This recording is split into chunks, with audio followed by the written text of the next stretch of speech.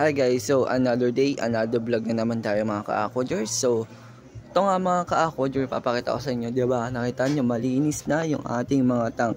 At ayan, mapapansin nyo, wala nang lumot. Diba mga ka-aquadgers? Wala nang lumot. Kasi nga, miss-is na natin yan. And then, eto guys, check nyo.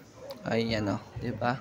Wala na masyadong lumot guys. At ayan yung reason natin kung ba't tayo nagbablog ngayon. Para ipakita sa inyo na malinis na itong kulungan ng ating mga Dumbo Air Mosaic na female. So lalaki na yan guys. So ulit yung nakabili kanina for 703 of pa-drop na yon. So ganito na kalalaki yung mga ka-aquadger yung female natin. At ayan mga big mama na nga pero mga virgin pa. At ginagawa ko guys para maraming ianak ang ating mga Dumbo Air. Ito guys sekreto ko. So ewan ko lang sa iba kung tama yung ginagawa ko at sa ginagawa nila. Ito ang technique ko guys papalaki natin yung female. Mas malaki pa dapat dito. So nag-arrange dapat siya ng 2 inches and then sabay natin isasabak yung mga male dito. Ayan, so makikita nyo guys yung pinagkaiba ng pinagsasama-sama yung mga gapi, male, female. At ayun nga, masyadong na hahagard-agad yung female natin at onti lang yung mga dinadrop. Dapat guys, ganito ang gawin nyo. Sa mga beginner guys, ito tuturo ko sa inyo.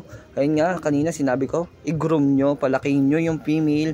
And then, pag ganito nakalalaki, ito guys, pwede na talaga to i-rest back sa mga male natin para ma-breed na. Pero, mas better guys, pag pinalaki nyo pa ng kakaunti itong mga to. Ayan, so live foods lang ang technique guys para mabilis lumaki to. Ito kasi guys, may binibreed na ako agad. Ito kasi malalaki na agad, nag-groom ko na talaga yun, no? Halos jumbo na itong mga to, big mama na, ayun, lalaki, diba? Lalaki yan guys, ayan, no? Yan, so makikita nyo yung daming tubig dyan. So, ayan, may nanganak na ito, pa-drop na rin.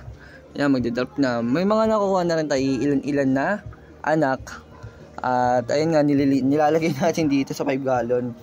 Ayun yung mga male natin, masyado na silang aggressive, guys. Ayun nga, ang pinakamaganda, guys, aggressive dapat yung mga male nyo bago nyo isa lang sa mga female. At the best yung mga ka-aquadger.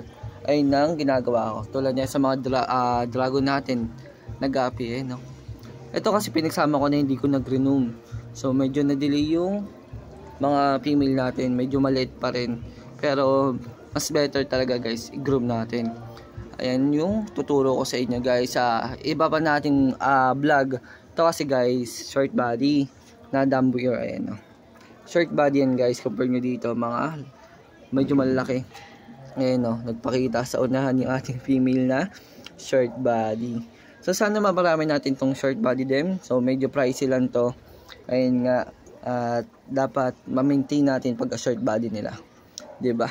So paano ba yung mga ka-aquadger? Happy fish keeping guys. See you next vlog. Peace out.